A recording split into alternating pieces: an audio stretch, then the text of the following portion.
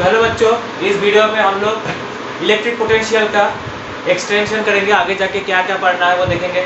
बच्चों, आज का टॉपिक है electric potential due to charge sphere. एक स्फीयर को हमने यूनिफॉर्मली चार्ज किया है। कैसे चार्ज किया? यूनिफॉर्मली मतलब हर एक जगह पे आपका चार्ज डेंसिटी बराबर होगा। स्फीयर का कोई भी एक पर्टिकुलर पॉइंट ले लो, हर एक पॉइंट पे आपका चार्ज डेंसिटी सेम होगा। इसको हम बोलते हैं uniformly charged, uniformly distributed charge sphere. ऐसा केसेस में हम देखेंगे कि इलेक्ट्रिक पोटेंशियल कैसे वैरी करता है। तो बच्चों, टाइप्स ऑफ मटेरियल अभी हमको देखना पड़ेगा कि कितने तरीके का स्फीयर होता है, वो पहले उसके ऊपर चर्चा करेंगे। फिर हम देखेंगे कि बच्चों इस स्फीयर के ऊपर पोटेंशियल कैसे वैरी करता है। तो आपको बोला था कि बच्चों टाइप्स ऑफ मटेरियल एक चीज पढ़ाया था, अभी पढ़ाएंगे types of sphere. Types of sphere कितना होता है बच्चों? स्फीयर दो तरीके का होता है, ठीक है। अगर आपको पढ़ा होगा कि स्फीयर दो तरीके का होता है। एक होता है हॉलो स्फीयर, एक होता है सॉलिड स्फीयर। एक होता है हॉलो स्फीयर, दूसरा होता है सॉलिड स्फीयर। अब बच्चों हॉलो स्फीयर का भी, हॉलो स्फीयर मतलब जिसके आउटर मोस्ट सरफेस पे मटेरियल है और अंदर कोई मटेरियल नहीं है, उसको बोलते हैं hollow sphere. As you all know, बच्चों की कॉन्सेप्ट से ये हॉलो स्फीयर क्या है, सॉलिड स्फीयर क्या है, फिर भी इसे एक बार बता रहा हूँ। हॉलो स्फीयर क्या है? जिसके अंदर कोई भी जगह पे आप खुदाई करो, डिग करो, आपको इसे खोदो, आपको काटो, उसको cross section wise cross section बनाओ, आप देखोगे कि अंदर हर एक जगह पे मटेरियल मिलेगा आपको। तो अंदर किसी भी जगह पे कोई ऐसा वैक्यूम क्रिएट नहीं हुआ। बट इसी अगर हॉलो स्फीयर में अंदर पूरा वैक्यूम है, पूरा अंदर थोड़ा कुछ भी मटेरियल नहीं है, मास नहीं है, और सॉलिड स्फीयर के अंदर जितने भी जाओगे आपको सेंटर तक सारा जगह पे सिर्फ मास और मास ही मिलेगा। तो ऐसे इसको बोलते हैं हम हॉलो स्फीयर, इसको बोलते हैं सॉलिड स्फीयर। तो बच्चों हॉलो स्फीयर भी दो तरीके का हो सकता है। From the point of view types of sphere, आप किस पॉइंट के बेसिस पे कर रहे हैं बच्चों? From electrostatic, from the electrostatic charges position, ठीक है। इलेक्ट्रोस्टैटिक चार्ज का पोजीशन किधर किधर होगा उसके बेसिस पे हम इसको दो पार्ट में डिवाइड करते हैं। एक होता है नॉन कंडक्टिंग, एक होता है नॉन कंडक्टिंग, दूसरा होता है कंडक्टिंग। ये भी होता है दो तरफ का, एक होता है नॉन कंडक्टिंग, दूसरा होता है कंडक्टिंग, ठीक है। एक होता है नॉन कंडक्टिंग, दूसरा कंडक्टिंग, एक होता है नॉन कंडक्टिंग, ये भी होता है कंडक्टिंग। दोनों तरफ से भी कंडक्ट, नॉन कंडक्टिंग और कंडक्टिंग मतलब क्या? जिसके एक साइड में चार्ज पुट करोगे तो दूसरे साइड में चार्ज ट्रांसफर इजीली पॉसिबल हो सकता है। आप चाहते हो कि इस चार्ज को स्फीयर के एक साइड से दूसरी तरफ से लेके आ जाओ, आप कौन सा इस्तेमाल करोगे बच्चों? सॉलिड स्फीयर, क्योंकि sorry conducting sphere. Conducting sphere का प्रॉपर्टी है चार्ज को किसी भी जगह से किसी भी जगह पे ट्रांसफर कर सकता है। पर ये नॉन कंडक्टिंग मतलब चार्ज को अगर एक चार्ज को पकड़ के स्फीयर के एक पॉइंट पे रख दोगे तो वो चार्ज उसी जगह पे रहेगा, मूव नहीं करेगा। यह है आइडियल नॉन कंडक्टर और आइडियल कंडक्टर। पर एक्चुअल में, वास्तव में जो हम लोग मटेरियल देखते हो वो क्या होता है? कुछ परसेंटेज नॉन कंडक्टिंग होता है एंड कुछ परसेंटेज होता है कंडक्टिंग। इसका मतलब ये हम जो जब नॉन कंडक्टिंग केस पे पढ़ रहे हैं, इसका मतलब हम आइडियल नॉन कंडक्टिंग केस मतलब 100% कंडक्टिंग या non conducting and zero conducting nature का। अगर हम जो कुछ पढ़ रहे हैं इसका मतलब 100% non conducting and zero conducting nature का। सिमिलरली अगर हम कंडक्टिंग मटेरियल को पढ़ रहे हैं इसका मतलब 100% conducting and zero non conducting. तो ऐसे वास्तव में पॉसिबल नहीं है बच्चों, पहले ही बताया था। है चलो, अगर कंडक्टिंग और नॉन, ये है चारों मटेरियल। पर हम लोग अगर इलेक्ट्रोस्टैटिक चार्ज की पोजीशन के रिस्पेक्ट में हम लोग डिफाइन करेंगे क्या, तो ये चार जो चीजें हैं, ये चारों जो चीजें हैं, ये दो चीजों में डिवाइड हो जाएगा बच्चों। ये hollow conducting, hollow non conducting and solid conducting, इन तीनों का प्रॉपर्टी ये है कि इन तीनों केसेस में charge, electrostatic charge resides on the surface. Electrostatic charge reside on the surface, ठीक है बच्चों। पर सॉलिड नॉन कंडक्टिंग की केसेस में क्या होता है बच्चों? It charges reside everywhere inside sphere। तो बच्चों एक चीज बताओ कि ये जो चार्ज है ना, दो तरीके का मटेरियल हो सकता है। चारों मटेरियल का प्रॉपर्टी को हमने दो पार्ट में डिवाइड कर दिया based upon the electrostatic charge का पोजीशन। तो बच्चों पहले हमने बताया कि इलेक्ट्रोस्टैटिक चार्ज इन तीनों के केसेस में क्या होता है बच्चों, electrostatic charge resides on the surface, और दूसरी बात किया है कि नॉन क्वाड्रेटिक केस में charges reside everywhere inside the sphere. तो बच्चों एक चीज बताओ कि अभी हम लोग जब डिस्कस करेंगे तो केस 1 लेंगे, केस 2 लेंगे। केस 1 में इन तीनों को एक साथ लिखेंगे और केस 2 में इसके ऊपर चर्चा करेंगे। ठीक है बच्चों, अभी पोटेंशियल कैसे वैरी करते हैं वो देखेंगे। तो चलिए शुरू करते हैं विदाउट मच अडो। आपको यही चीज मैंने पहले ही पढ़ा था, अगर मेरे लेक्चर फॉलो करोगे तो मैं गारंटी देता हूं कि आपका कोई भी किसी का भी लेक्चर फॉलो करो कोई बात नहीं, मेरे लेक्चर फॉलो करोगे तो मैं इसके रिलेटेड जब क्वेश्चन बताऊंगा ना, हर एक चीज जब मैं एक्सप्लेन कर रहा हूँ उसके रिलेटेड जब मैं क्वेश्चन आंसर जब करने जाओगे, जेई का क्वेश्चन सॉल्व करोगे तो मेरा हर एक वर्ड आपको याद रहना चाहिए, तब आप क्वेश्चन को अच्छे से सॉल्व कर पाओगे। ठीक है, देखेंगे जब आप क्वेश्चन को सॉल्व करने जाओगे, जब क्वेश्चन आंसर का वीडियो बनाएंगे तब देखेंगे कि आपका कितना सीखा मेरे से। ठीक है,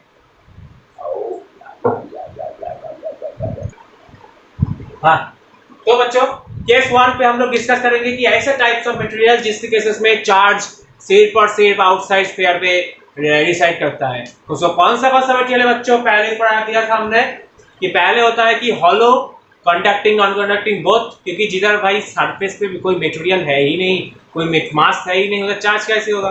तो इसका मतलब क्या है, हॉलो केसेस मतलब चार्ज आउटसाइड द सरफेस पे रिसाइड करेगा, और सॉलिड कंडक्टिंग के केसेस में भी चार्ज आउटसाइड सरफेस पे रिसाइड करेगा। क्यों, इसका एक्सप्लेनेशन मैंने पिछले वीडियो में बताया था, एक्सप्लेनेशन इसका नहीं दूंगा, ये थोड़ा सा सस्पेंस पे रखूंगा। अगर आपको याद नहीं है तो वो वाला वीडियो देख लो, इलेक्ट्रिक फील्ड केस में मैंने डिस्कस किया था। जो मेरा वीडियो रेगुलर फॉलो करता है उसको ये चीज ऑलरेडी मालूम पड़ जाएगा। तो बच्चों एक चीज बताओ कि ये मेरा एक सरफेस है जिसके आउटसाइड पे सिर्फ चार्ज है, अंदर कोई चार्ज नहीं है। इस केस में बच्चों मैं क्या करूंगा मैं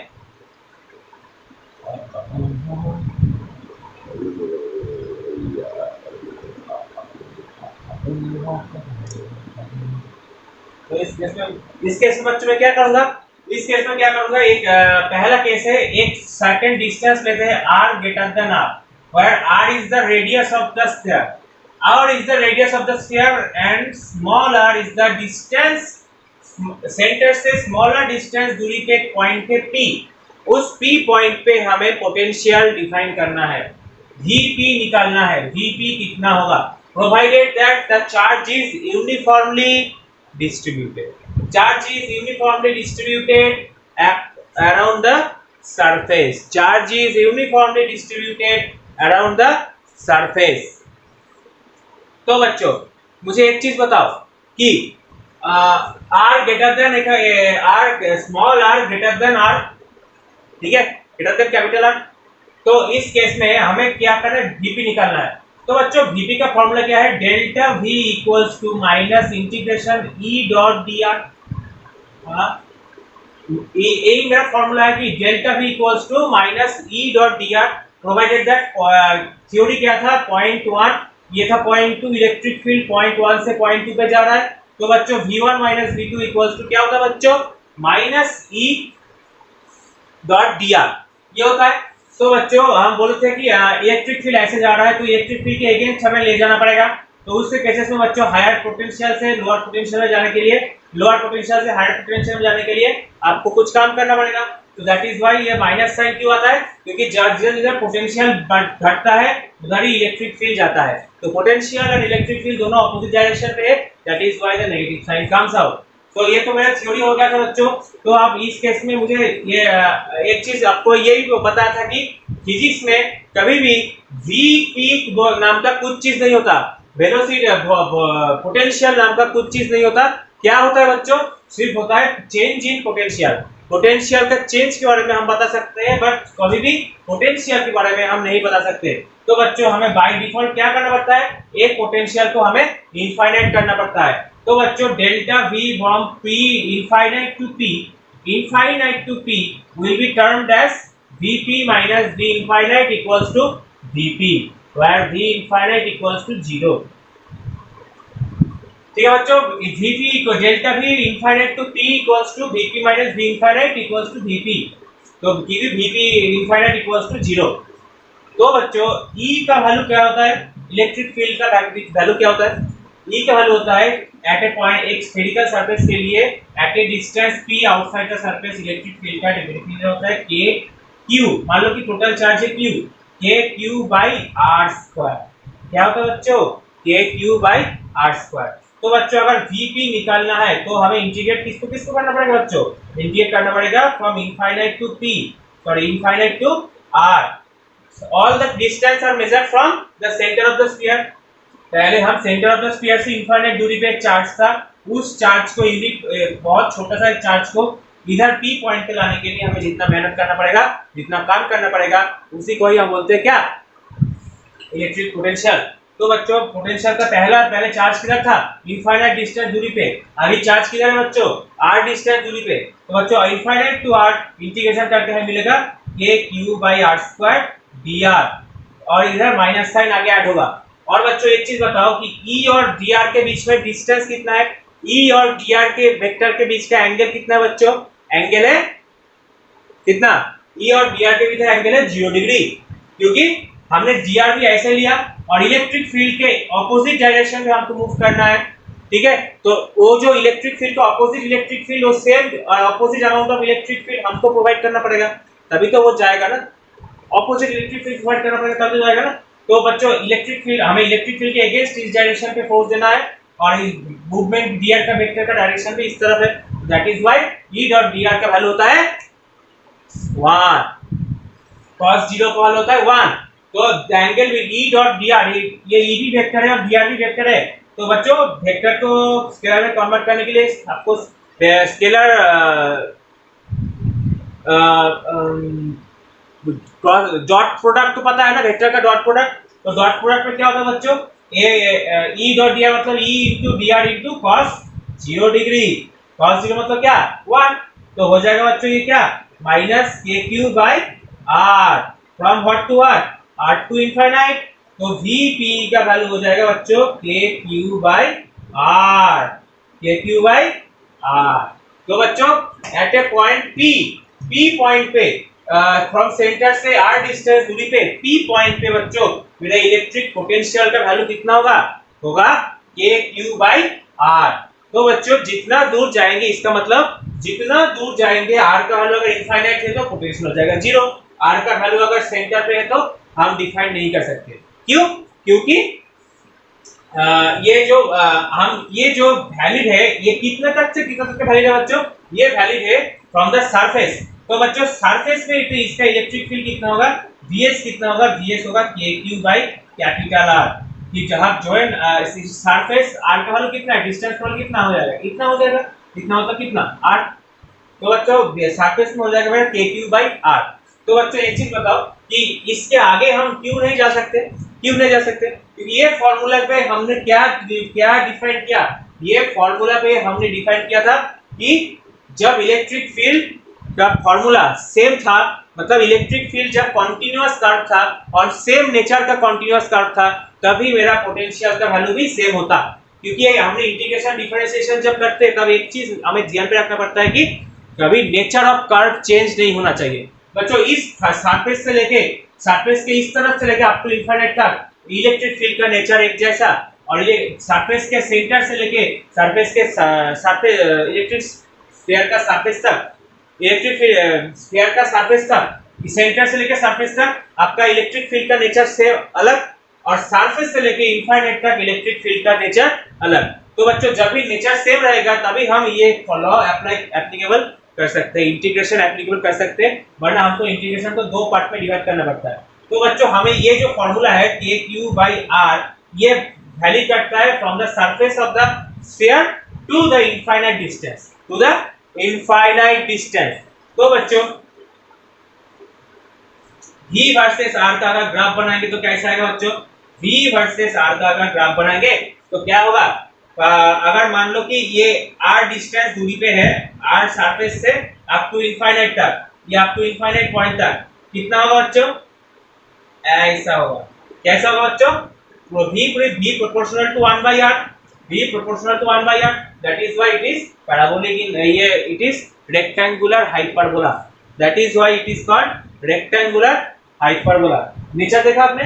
हाइपरबोला की तरह होता है। इसके आगे क्या होता है हमें पता नहीं, वो हम निकालेंगे नेक्स्ट सेशन में। केस 2 हम देखेंगे R less than R, R less than R, R less than R. ठीक है बच्चों, तो नेक्स्ट पॉइंट पे हम देखेंगे, पहले बोर्ड को रेज करते हैं। तो ये कॉन्सेप्ट आप लोगों ने शायद समझ में आया होगा कि हमने सरफेस से लेके इनफाइनाइट तक क्यों लिया, इससे पहले तक क्यों नहीं लिया। ठीक है बच्चों, क्योंकि इलेक्ट्रिक फील्ड का फॉर्मूला अप टू सरफेस से लेके इनफाइनाइट तक कुछ एक होता है और सेंटर से लेके सरफेस तक टोटल अलग हो जाता है। तो that is how situation get change. बच्चों हमने नेक्स्ट केस करना शुरू कर दिया। नेक्स्ट केस में हमने क्या करेंगे, आर लेस देन आर, मतलब कोई स्फीयर के अंदर का कोई पॉइंट ले लो, उस पॉइंट पे मेरा इलेक्ट्रिक पोटेंशियल का वैल्यू क्या होगा वही हम निकालेंगे। तो उसके लिए फिर से कोड फार्मूला पे जाना पड़ेगा, कितना, delta v equals to minus E dot delta dr, E dot dr का इंटीग्रेशन, ये वाला फार्मूला से फिर से करेंगे। तो बच्चों हमें पता है कि electric field inside the surface क्या होता है बच्चों, electric field inside the hollow sphere और where the material where जिधर इसके अंदर देखो कोई चार्ज नहीं है, अंदर कोई चार्ज नहीं है, मतलब चार्ज ही नहीं है तो मटेरियल नहीं है तो चार्ज नहीं, चार्ज नहीं है तो कोई इलेक्ट्रिक फील्ड नहीं। तो इनसाइड है hollow conductor, hollow non conductor और सॉलिड कंडक्टर, इनसाइड पे चार्ज नहीं रहता और इसका मतलब इनसाइड फील्ड होता है जीरो, इनसाइड फील्ड होता है जीरो। तो बच्चों हम डेल्टा भी लेंगे सरफेस से लेके पी पॉइंट तक। हमने सरफेस से लेके इस तरफ गया था, अभी सरफेस से लेके सरफेस का थोड़ा सा इनसाइड पॉइंट से लेके हमने पी पॉइंट तक गया। ठीक है, तो बच्चों इस केस में हम देखेंगे वोल्टेज कैसे, पोटेंशियल कैसे चेंज होता है। तो delta V S to P equals to integration of surface मतलब capital R to small R, integration of E dot D R. हमने क्या किया, पहले गया सरफेस से लेके पी पॉइंट तक, तो बच्चों आर से लेके आर तक पहले स्मॉल आर डिस्टेंस पर हमने इंटीग्रेट करना पड़ेगा। तो बच्चों delta V S to P मतलब VP minus VS equals to minus integration R to R, electric field का वैल्यू कितना होता है, जीरो इंटू डी आर, तो हो जाएगा कितना, जीरो। तो वीपी इक्वल्स टू हो जाएगा वीएस इक्वल्स टू किसके बराबर होगा बच्चों, इसका इक्वल्स टू होगा के क्यू बाई कैपिटल आर। क्या होगा बच्चों, के क्यू बाई कैपिटल आर, क्योंकि सरफेस में पोटेंशियल कितना था, इलेक्ट्रिक पोटेंशियल कितना था, के क्यू बाई कैपिटल आर। तो पी पॉइंट पे इलेक्ट्रिक पोटेंशियल क्या होगा बच्चों, के क्यू बाई कैपिटल आर। तो हम देख सकते हैं बच्चों कि potential inside sphere, inside a hollow sphere और solid non conducting, solid conducting sphere, इस जिधर चार्ज आउटसाइड सरफेस पे रिसाइड करता है उन केसेस में electric potential inside the sphere is not zero, unlike electric potential, electric field zero है फिर भी इलेक्ट्रिक पोटेंशियल रहेगा, इलेक्ट्रिक पोटेंशियल रहेगा। So that is how situation is observe. क्योंकि बच्चों इधर जीरो हो गया, थोड़ा सा हमने देखो बच्चों ये हमने क्या किया था, थोड़ा सा इनसाइड सरफेस पे लिया था। अब बच्चों छोटा सा इनसाइड का छोटा सा पॉइंट सरफेस से थोड़ा सा अंदर की तरफ एक पॉइंट को लोगे तो उस पॉइंट पे हमका इलेक्ट्रिक पोटेंशियल चेंज नहीं हो सकता, चेंज नहीं हो सकता। तो that is how electric field भी उतना चेंज नहीं हो सकता। सो that is how situation is observe कि थोड़ा सा अंदर का पॉइंट ले लो, तो अंदर का पॉइंट ले लो मतलब उतना छोटा सा सरफेस के थोड़ा इनसाइड पॉइंट पे लिया, उस इनसाइड पॉइंट पे आपका पोटेंशियल चेंज नहीं होगा, तो उसका पोटेंशियल सरफेस के पोटेंशियल का बराबर ही होगा। तो ये Vs को जो अंदर का पॉइंट लिया वो पॉइंट हो गया सरफेस का पॉइंट, सरफेस का पोटेंशियल के बराबर हो गया। क्योंकि ये सारा चीजें है आपका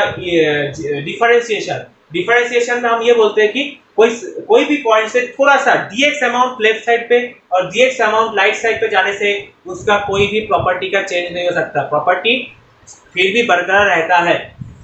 dx मतलब 10 टू द पावर -10 ऑर्डर पे, तो उस जगह पे भी आपका उतना ही पोटेंशियल रहेगा।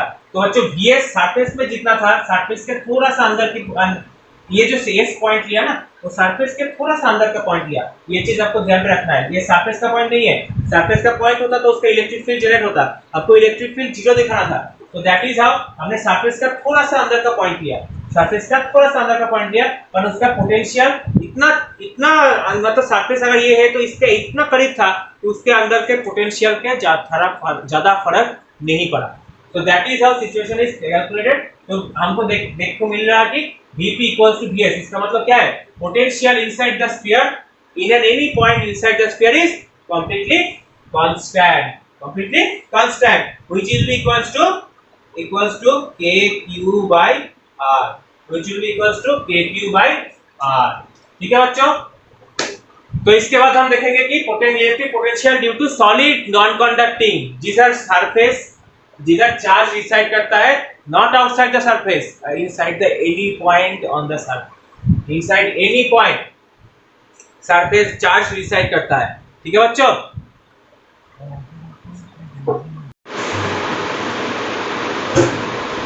बच्चों कैसे तो बच्चों इस सेशन पे हम देखेंगे कि electric potential due to a solid conducting sphere non conducting sphere उसका आउटर मोस्ट सरफेस के आउटर मोस्ट कोई भी एक पॉइंट पे इलेक्ट्रिक पोटेंशियल क्या होता है। उसके बाद देखेंगे सरफेस के इनर पॉइंट कोई भी एक सरफेस का अंदर का कोई भी एक पॉइंट पे उसका इलेक्ट्रिक पोटेंशियल क्या होता है। ये सबसे इम्पोर्टेंट है बच्चों क्योंकि ये वाला चीज़ इसका डेरिवेशन थोड़ा सा कॉम्प्लिकेटेड हो जाएगा। तो बच्चों ये चीज़ को ध्यान से देखना।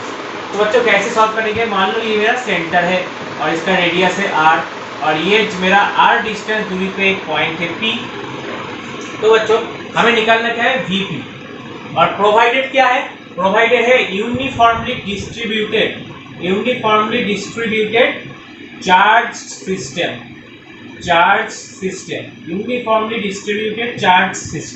ये क्वेश्चन पे बोला गया है कि यूनिफॉर्मली डिस्ट्रीब्यूटेड चार्ज सिस्टम। तो बच्चों क्या होता है कि मान लो कि यूनिफॉर्म नहीं बोला जाता तो क्या दिक्कत होता। दिक्कत ये होता कि बच्चों इलेक्ट्रिक फील्ड कोई भी जगह पे कांस्टेंट नहीं होता। अगर हमने मान लो कि यूनिफॉर्मली डिस्ट्रीब्यूटेड चार्ज सिस्टम बोल दिया इसका मतलब हर एक पॉइंट पे इलेक्ट्रिक फील्ड जो जनरेट होगा इक्वल डिस्टेंस दूरी पे, मान लो कि r पॉइंट हमने इधर रखा ऐसे ड्रॉ किया p पॉइंट पे इलेक्ट्रिक पोटेंशियल जो होगा इधर से r डिस्टेंस अगर इधर ड्रॉ करते इधर p पॉइंट ड्रॉ करते तो इस जगह पे भी इलेक्ट्रिक पोटेंशियल सेम होता। इधर से r डिस्टेंस दूरी पे एक पॉइंट लेते p, मतलब एक अगर p पॉइंट के ऊपर अगर हम सारा जगह पे एक स्फीयर इमेजिन करें उस स्फीयर के कोई भी एक पॉइंट पे इलेक्ट्रिक फील्ड का वैल्यू सेम रहेगा। कब, जब मेरा यूनिफॉर्मली डिस्ट्रीब्यूटेड चार्ज सिस्टम होगा। देखो बच्चों इलेक्ट्रिक फील्ड बेसिकली अगर आपको पता है electric field doesn't depend upon the total charge. एक चीज याद रखो बच्चों, ये चीज बुक में ज्यादा बोला नहीं जाता, सिर्फ डेरिवेशन करके छोड़ देता है। बेसिकली अगर आपको बोला जाए कि electric field depends upon which kind of thing, एक ऑप्शन है charge, potential, charge density, voltage, ये वर्क डन। आपको याद रखना होगा चारों ऑप्शन में से electric field only and solely depends upon charge density. तो बच्चों यूनिफॉर्मली डिस्ट्रीब्यूटेड चार्ज सिस्टम मतलब उसका चार्ज डेंसिटी हर एक पॉइंट पे बराबर कांस्टेंट। तो चार्ज डेंसिटी कांस्टेंट है इसका मतलब उसका इलेक्ट्रिक फील्ड भी हर एक जगह पे, मतलब सेंटर से r डिस्टेंस इधर ले लो, r डिस्टेंस इधर ले लो, r डिस्टेंस इधर ले लो, r डिस्टेंस इधर ले लो, कोई भी सेंटर से किसी भी जगह पे किसी भी डायरेक्शन पे r डिस्टेंस ले लो, हर जगह पे इलेक्ट्रिक फील्ड का वैल्यू सेम रहेगा। मतलब हम बोल सकते हैं electric field constant eight a distance r point.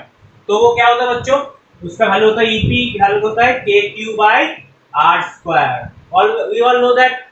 तो बच्चों इस इलेक्ट्रिक फील्ड का वैल्यू से हम फिर पोटेंशियल का वैल्यू जज करेंगे। तो बच्चों हमें पता है delta V equals to minus integration E dot dr। ठीक है बच्चों।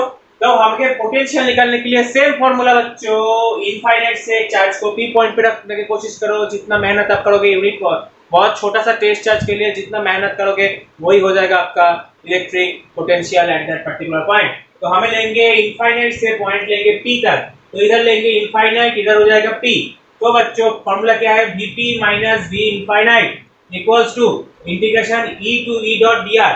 मतलब क्या होगा बच्चों, minus infinite to the power P, E मतलब kq/r², dr का into multiply by dr and cos angle कितना। देखो बच्चों हमें इलेक्ट्रिक फील्ड ऐसे काम कर रहा है और हमें इलेक्ट्रिक फील्ड का ऑपोजिट जाके चार्ज को पकड़ के लेके आना है। तो हमें फोर्स किस डायरेक्शन में देना है, इलेक्ट्रिक फील्ड के ऑपोजिट पे। तो ये जो मेरा इलेक्ट्रिक फील्ड का डायरेक्शन तो ये है इलेक्ट्रिक फील्ड का, बट हम फोर्स किस डायरेक्शन पे दे रहे हैं, हम दे रहे हैं बच्चों इस डायरेक्शन पे, हम फोर्स दे रहे हैं इस डायरेक्शन पे और लेके आना कि इधर से इधर तक। तो dr वेक्टर का डायरेक्शन भी, पोजीशन वेक्टर डिस्टेंस का डायरेक्शन भी, डिस्प्लेसमेंट का डायरेक्शन भी इस तरह। इधर से इस पॉइंट से इस पॉइंट पे लेके आ रहे हैं, तो हम किस डायरेक्शन पे लेके आ रहे हैं? इस डायरेक्शन पे। तो डायरेक्शन ऑफ अप्रोच कौन सा है बच्चों? इस डायरेक्शन पे, और फोर्स भी लग रहा है इस डायरेक्शन पे। तो बच्चों cos angle between the D E and D R कितना? ई एंड डी आर कितना? ई बेसिकली एक फोर्स है। ई को हम फोर्स की तरह ट्रीट कर सकते हैं एंड वी को हम वर्क डन की तरह ट्रीट कर सकते हैं। ई मतलब मान लो कि फोर्स, वी मतलब होता है वर्क डन। तो बच्चों फोर्स का डायरेक्शन इस तरफ है, dr का डायरेक्शन इस तरफ है, तो एंगल बिटवीन देम इज 0। तो बच्चों हो जाएगा vp equals to minus kq by r from r to infinite, infinite to r। तो बच्चों आप एक चीज बताओ कि r टू इनफाइनाइट मतलब क्या? माइनस साइन ले लो, तो हो जाएगा kq बाई r, हो जाएगा kq बाई r। बच्चों एक चीज बताओ, vp equals to kq by r, vp equals to kq by r। तो बच्चों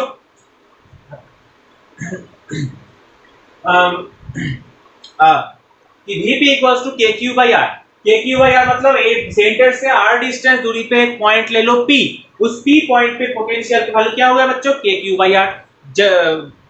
ये जो केस था ना बच्चों, ये पहले केस से सिमिलर लग रहा है ना, क्योंकि ज्यादा चार्ज का आउटर मोस्ट सरफेस पे जब हमने देखा कि चार्ज स्फीयर का आउटर मोस्ट सरफेस पे चार्ज है, उसके केसेस में भी सरफेस से सेंटर से r डिस्टेंस एक सरफेस के बाहर का कोई भी एक पॉइंट के केसेस में मेरा इलेक्ट्रिक पोटेंशियल का फार्मूला आ गया था kq बाई r।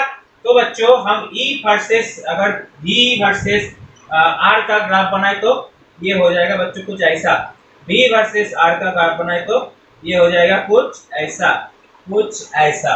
तो हो जाएगा V proportional to 1 upon R, V proportional to 1 upon R, ये हो जाएगा बच्चों। तो बच्चों ये मेरा फार्मूला है और ये मेरा ग्राफ है। जितना दूर जाओगे मतलब इस ग्राफ से पता चलता है कि वो r इनफाइनाइट डिस्टेंस दूरी पे जाओगे पोटेंशियल कितना होगा? r के जगह पुट कर दोगे इनफाइनाइट,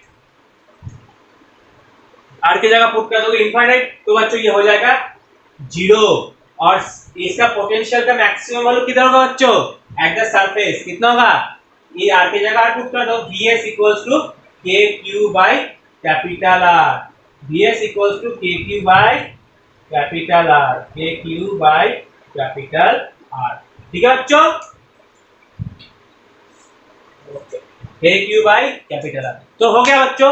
इसके केस में इसके आगे हम देखेंगे कि r लेस देन r पे क्या फर्क पड़ता है, r लेस देन r पे क्या फर्क पड़ता है, अभी हम वो देखेंगे। तो बच्चों इस केस में हम देखेंगे कि सेंटर से एट ए डिस्टेंस r पे पॉइंट p, उस पॉइंट पे मेरे इलेक्ट्रिक फील्ड का वैल्यू, इलेक्ट्रिक पोटेंशियल का वैल्यू क्या होगा वही हम देखेंगे। तो इस केस में बच्चों एक चीज याद रखना, यूनिफॉर्मली डिस्ट्रीब्यूटेड चार्ज सिस्टम है और बच्चों कोई भी एक सॉलिड नॉन कंडक्टिंग स्फीयर के केसेस में बच्चों सेंटर से एट ए डिस्टेंस r, जो कि सरफेस के अंदर का कोई पॉइंट है, उस पॉइंट पे इलेक्ट्रिक फील्ड का वैल्यू होता है बच्चों kqr by r cube, kqr by r cube. तो बच्चों हमारा अप्रोच पहले जैसा ही होगा, क्योंकि सरफेस के आगे इलेक्ट्रिक फील्ड का वैल्यू कुछ अलग, सरफेस से पीछे अंदर की तरफ सेंटर से जाते हुए कुछ इलेक्ट्रिक फील्ड का वैल्यू कुछ अलग। तो हम सब सारा काम करेंगे तो किस जगह पे बच्चों मेरा इलेक्ट्रिक फील्ड का value, nature of curve change हो रहा है बच्चों सरफेस में, that is why we need to bipart the thing. तो एक चीज को दो पार्ट में अलग अलग तरीके से डिवाइड कर दिए। क्यों? मोटो एक ही है, मोटो सेम है कि हमको क्या करना है, हमको इलेक्ट्रिक पोटेंशियल निकालना है। अगर दोनों के केसेस में nature of electric field same होता तो बच्चों हम लोग बेझिझक एक ही केसेस में हम लोग इसको सॉल्व कर पाते, पर ऐसा नहीं हो सकता, क्योंकि हमें यहाँ पे क्या करना है बच्चों, हमें अभी देखना है कि P पॉइंट पे इसका पोटेंशियल क्या होगा। तो वही फॉर्मूला बच्चों Vp equals to minus E dot dr। तो बच्चों E का वैल्यू कांस्टेंट है, यस, इधर से r डिस्टेंस दूरी पे इधर जाओ, किधर भी जाओ, r डिस्टेंस सेंटर से r डिस्टेंस दूर जाओ, हर जगह पे इलेक्ट्रिक फील्ड का फार्मूला सेम रहेगा, but provided that uniformly distributed charge system. अगर यूनिफॉर्मली डिस्ट्रीब्यूटेड चार्ज सिस्टम ना होता बच्चों तो ये कभी भी पॉसिबल ना होता। ये चीज आप ध्यान से देखना। तो बच्चों डेल्टा भी हम लोग अप्रोच कैसे करेंगे बच्चों, सरफेस से जाएंगे P पॉइंट तक, सरफेस से हम इधर जा रहे थे, अब सरफेस से जाएंगे P पॉइंट तक। तो बच्चों इधर भी हम लोग क्या करेंगे, इंटीग्रेशन कर लेंगे r कैपिटल R से क्योंकि सरफेस में मेरा सेंटर से distance 8, all the distance are calculated from surface centre से r डिस्टेंस दूरी पे था s पॉइंट, और p पॉइंट कितना दूर है बच्चों, r पॉइंट। तो इंटीग्रेशन का भी वैल्यू लेंगे हम, लोअर लिमिट को r, कैपिटल लिमिट को स्मॉल r।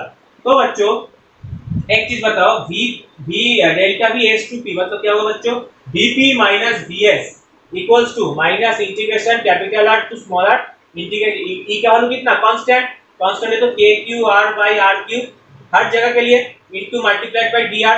तो बच्चों what is the angle between e and dr, बोला था इलेक्ट्रिक फील्ड का डायरेक्शन इस तरफ, और हमको सरफेस से इधर जाना है तो एक्सटर्नल बॉडीज को उसके ऑपोजिट डायरेक्शन में फोर्स देना पड़ेगा। तो किधर फोर्स देंगे हम, ऐसा, और जा भी रहे किधर ऐसा, तो हम इधर फोर्स देके इधर ले जा रहे हैं, तो हमारा एक्सटर्नल एजेंट द्वारा किया गया कार्य यही है। तो क्या होगा बच्चों, the angle between the E and the dr कितना होगा बच्चों, ये हो जाएगा 0। तो हो जाएगा बच्चों vp minus vs equals to kq by r cube, integration r dr का इंटीग्रेशन क्या होगा बच्चों, r square by 2 from my r to capital R, हो जाएगा r square by 2 from r by r to capital R। तो हो जाएगा बच्चों क्या होगा, vp equals to kq by r, हमें पता है बच्चों vs का वैल्यू क्या होता है, सरफेस में पोटेंशियल का वैल्यू होता है kq बाई r, प्लस अच्छा माइनस ये हो जाएगा बच्चों kq r cube by 2 kq r square by 2 r cube plus kq by 2r। कुछ ऐसा आ रहा है बच्चों, कुछ और जैसा कुछ आ रहा है। तो इसको कैलकुलेट करके बच्चों हम फाइनल फॉर्मूला लिख सकते हैं। इसको कैलकुलेट करके बच्चों फाइनल फॉर्मूला आएगा बच्चों, एक चीज ध्यान पे रखना, इसका फाइनल फॉर्मूला कुछ ऐसा आएगा, ये कॉपी कर लो फाइनल फॉर्मूला कुछ आएगा vp equals to kq by 2r। अच्छा बच्चों इधर लिखने से कुछ आपको समझ में नहीं आएगा, हम फाइनल चीज लिख देते हैं इधर, इस पॉइंट इधर लिख देते हैं, vp का फाइनल वैल्यू आएगा बच्चों, इसको कैलकुलेट करो, kq by r 2r 3 minus r square by r square, 3 minus r square by r square. कुछ और सा लग रहा है ना, मतलब आप इस जगह पे r इक्वल्स टू 0 पुट करो बच्चों, r इक्वल्स टू 0 पुट करो, आपको दिखेगा। अच्छा इसको भी कॉपी यस कर लेते हैं, ठीक है बच्चों। तो अगर r equals to r put करोगे बच्चों, r इक्वल्स टू 0 पुट करोगे बच्चों, तो vp का वैल्यू आएगा 3/2 kq बाई r और 3/2 vs। kq बाई r मतलब क्या, सरफेस का इलेक्ट्रिक पोटेंशियल। तो बच्चों हमको पता है इसका मतलब क्या है, जब सरफेस से आप सेंटर की तरफ जाओगे, सरफेस से बच्चों आप सेंटर की तरफ जाओगे, जाते जाते आपको दिखेगा क्या दिखेगा, आपको दिखेगा कि इसका पोटेंशियल धीमे धीमे बढ़ रहा है, बढ़ते सेंटर पे आके बच्चों इलेक्ट्रिक पोटेंशियल हो रहा है कितना, सेंटर पे आके इलेक्ट्रिक पोटेंशियल हो रहा है 1.5 times the potential of surface, 1.5 times the potential of the surface हो रहा है। तो बच्चों आप एक चीज बताओ कि ये चीजें क्या हो रहा है, vp इक्वल्स टू 3/2 vs क्यों हो रहा है, vp इक्वल्स टू 3/2 vs क्यों हो रहा है, ये चीज बताओ। ये चीज आप लोगों को बताना है कि vp इक्वल्स टू जितना आप सेंटर की तरफ जा रहे हैं उतना ही हमारा इलेक्ट्रिक पोटेंशियल क्यों बढ़ रहा है, ये हमारा आज का क्वेश्चन है आपसे। why it is increasing towards the center, जितना भी आप सेंटर की तरफ जाओगे उतना देखोगे कि हमारा इलेक्ट्रिक पोटेंशियल घट रहा होगा, और जितना आपको मतलब सरफेस की तरफ जाओगे तो बच्चों इलेक्ट्रिक पोटेंशियल उतना ही क्या होगा, उतना ही बढ़ेगा, घटेगा। देखो बच्चों ये जो फंक्शन है ना, वो कैसे फंक्शन है बच्चों, वो डिक्रीजिंग फंक्शन है कि इंक्रीजिंग फंक्शन है।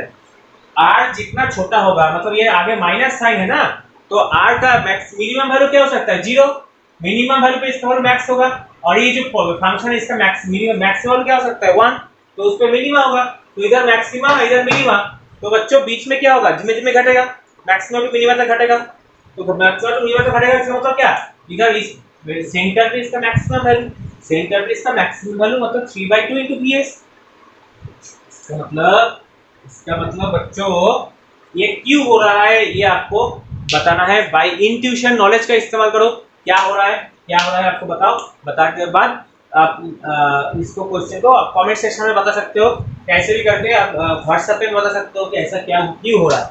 ये हमारा फाइनल फार्मूला है Vp, potential at inside point of A solid non conducting sphere cases में आता है 3/2 into Vs और Kq/2 r 3 - r² r²।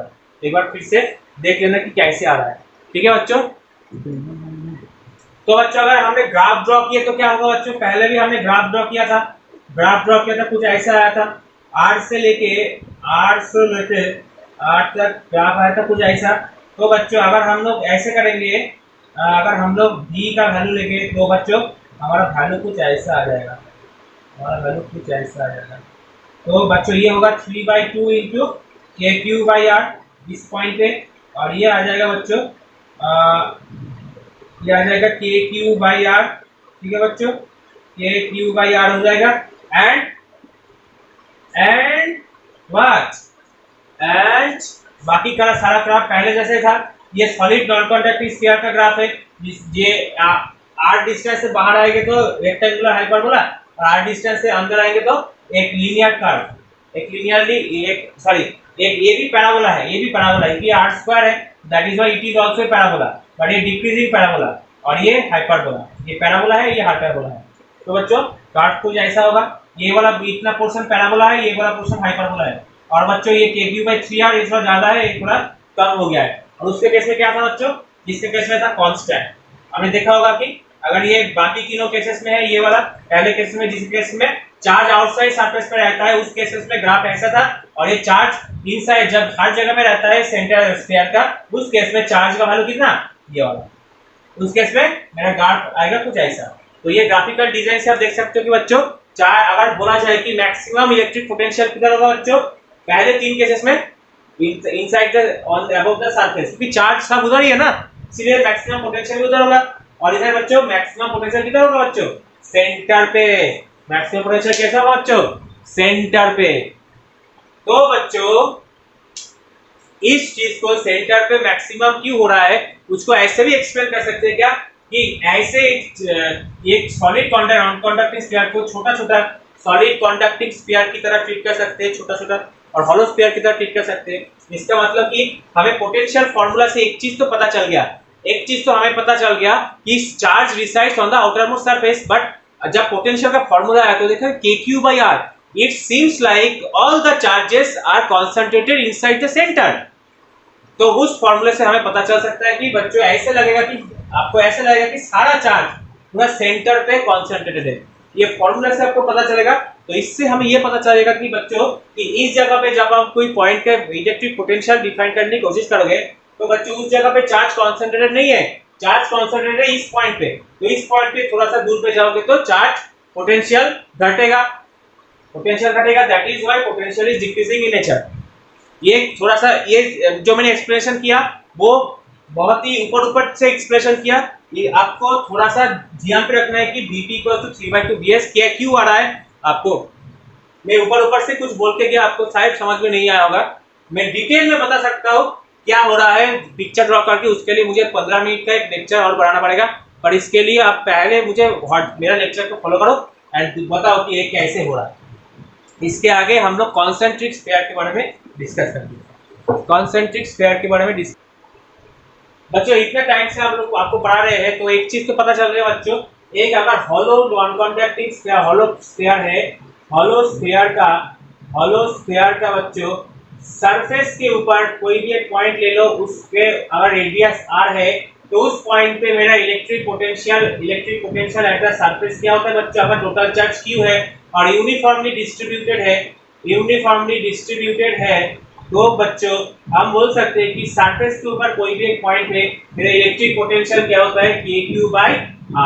अगर बच्चों सरफेस के ऊपर कोई भी एक पॉइंट का पोटेंशियल, अगर आउटर सरफेस में अगर कोई भी एक पॉइंट ले लो r डिस्टेंस पे, इलेक्ट्रिक पोटेंशियल आएगा KQ/r। होता है ना, सरफेस के ऊपर KQ/r एंड सरफेस के बाहर KQ/r। r डिस्टेंस दूरी पे एक पॉइंट है p पॉइंट पे आएगा KQ/r। तो बच्चों आप एक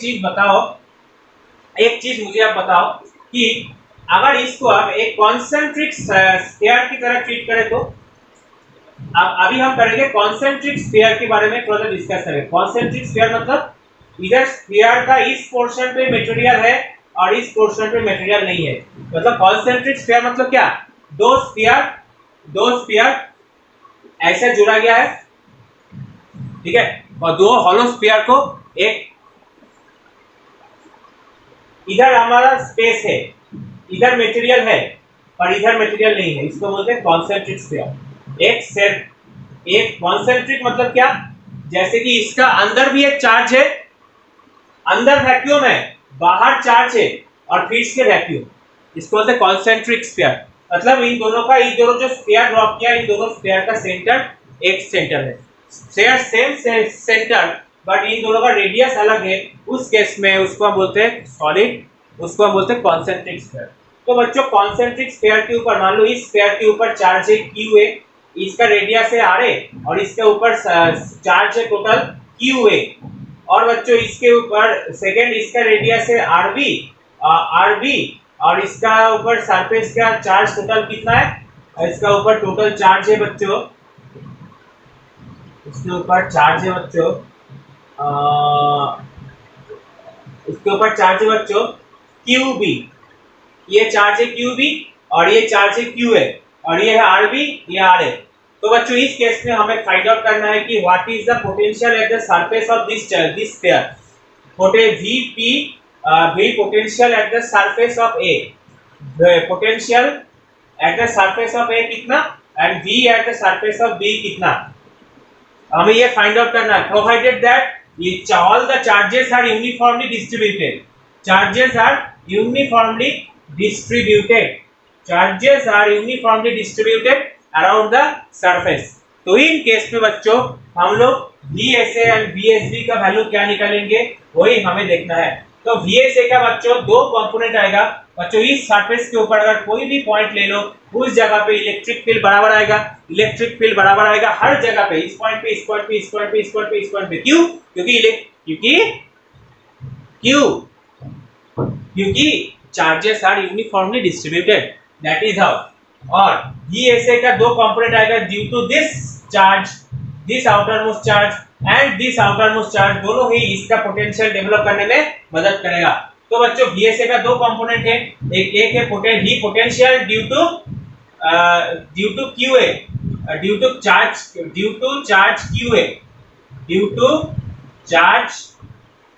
QA on the surface plus due to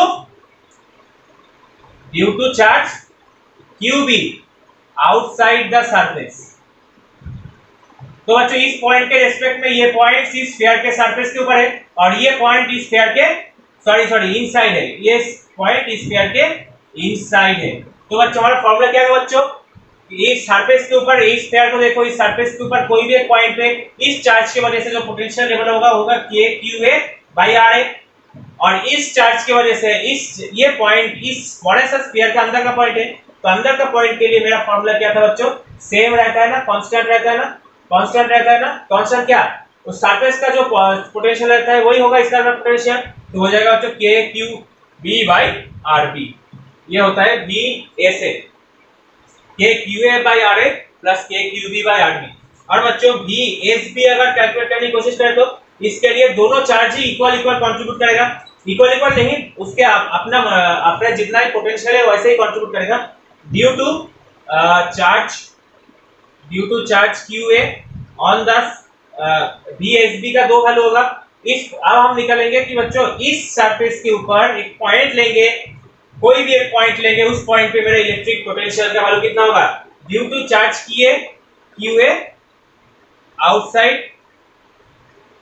outside the surface, QA का आउटसाइड सरफेस में है वो पॉइंट, और ड्यू टू QB का ऑन द सरफेस, इस सरफेस के ऊपर एक पॉइंट है, ये जो पॉइंट है ना, ये पॉइंट हमने लिया इस सरफेस के ऊपर, तो बच्चों ये सरफेस के ऊपर एक पॉइंट हुआ और इस पेयर के रिस्पेक्ट में ये आउटसाइड द पॉइंट हुआ। तो आउटसाइड द पॉइंट का फॉर्मूला क्या है बच्चों, कैपिटल R, जो जितना डिस्टेंस कितना लिया हमने RB, तो हो जाएगा बच्चों KQA by RB। Outside the sphere कोई भी पॉइंट का फॉर्मूला क्या है, उस पॉइंट से सेंटर तक का डिस्टेंस और जितना चार्ज उसके ऊपर है वो वाला चार्ज लेना है। तो बच्चों और ड्यू टू क्यूबी, और क्यूबी का सरफेस के ऊपर एक पॉइंट है, दैट इज व्हाई ये हो जाएगा K QB by R B. Surface के ऊपर पॉइंट के लिए फॉर्मूला है के क्यूब बाई आर। फॉर्मूला देखो, और ये कॉन्सेंट्रिक स्फीयर का जो फॉर्मूला हमने अभी डेवलप किया, ये जेई मेंस और जेई आईआईटी जेई के लिए सबसे इंपॉर्टेंट है। This is not necessary, I think this is not so necessary for NEET guys, but I think इधर से इजी क्वेश्चन नीट पे आता है और इधर से हार्डर क्वेश्चन जेई मेंस और जेई एडवांस पे और हार्डर क्वेश्चन आता है, क्योंकि इसके ऊपर और एक स्फीयर लगा दो, इसके ऊपर और एक स्फीयर लगा दो, इसके ऊपर और एक स्फीयर लगा दो, ऐसे 3-4 स्फीयर एक साथ रह के आपको इसका कैलकुलेशन करने को बोलेगा कि बच्चों कैसे अपने इसको सॉल्व करना है। तो अच्छे से देखो और इसको सॉल्व करो, बहुत सारी चीजें बोलेगा। तो बच्चों ये था हमारा आज का लेक्चर। इसके बाद हम लोग देखेंगे कि बच्चों इस लेक्चर के अकॉर्डिंग इसके रिगार्डिंग जितना भी क्वेश्चंस है वो हम लोग सॉल्व करेंगे, ठीक है बच्चों। तो आज का लेक्चर यही खत्म हुआ। तो जो भी डाउट्स है वो मुझे पूछना। Thank you very much.